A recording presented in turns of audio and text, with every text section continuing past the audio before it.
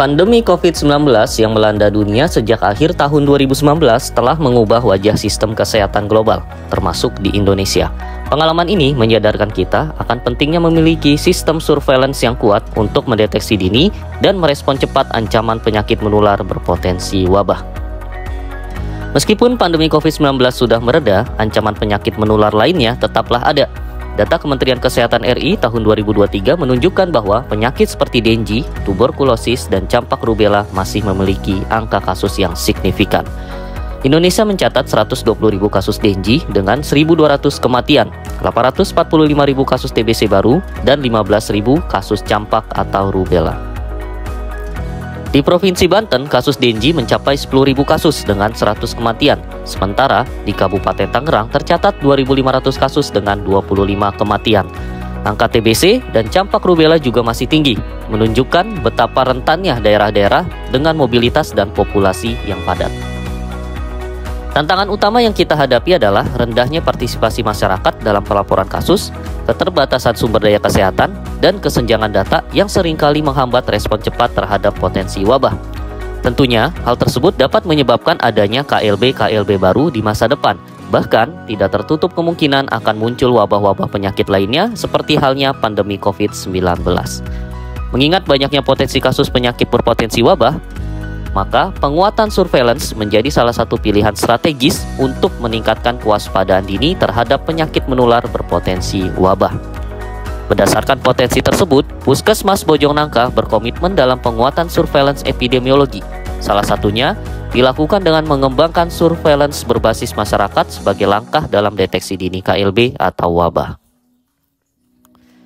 Dalam rangka antisipasi dan deteksi dini KLB atau wabah, beberapa alternatif penguatan sistem surveillance yang bisa dikembangkan adalah sebagai berikut. 1.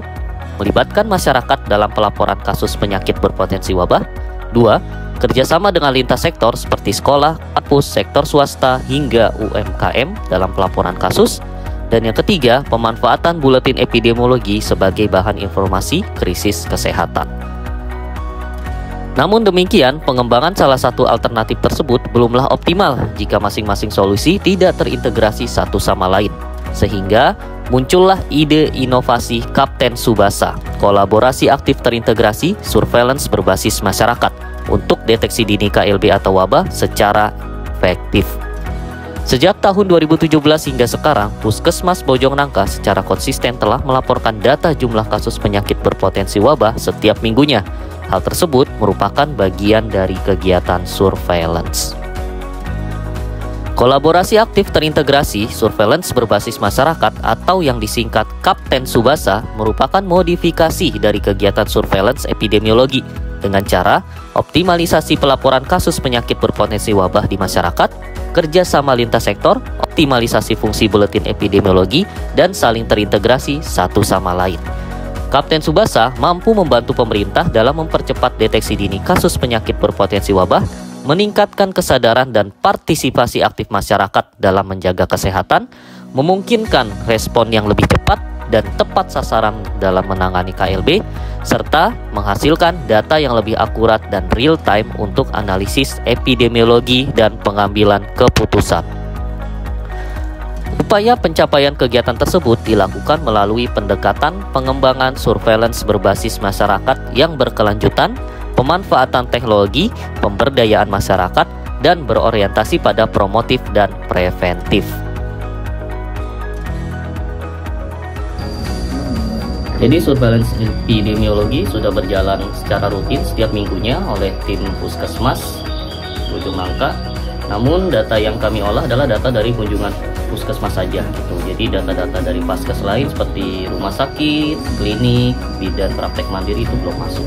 Nah, dengan adanya surveillance berbasis masyarakat ini melalui kegiatan Kapten Tsubasa, maka seluruh data penyakit berpotensi wabah yang dilaporkan oleh masyarakat mulai dari rumah sakit, jejaring klinik, masyarakat umum, sekolah, pesantren itu akan terakumulasi menjadi satu data, sehingga kita bisa langsung menentukan apakah sudah terjadi KLB atau wabah di daerah tersebut gitu. Jadi poinnya seperti itu, dan ini adalah dashboardnya, jadi langsung terakumulasi di sini dan kita bisa melihat bagaimana situasi dan kondisi tren penyakit berpotensi wabah di wilayah masing-masing gitu.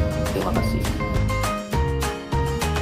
Kapten Tsubasa dilaksanakan untuk meningkatkan kesadaran masyarakat dalam menjaga kesehatan, sehingga ikut terlibat atau berpartisipasi aktif dalam pencegahan KLB atau wabah di wilayah masing-masing, serta mendukung pemerintah dalam menjalani adaptasi kehidupan baru atau new normal pasca pandemi COVID-19.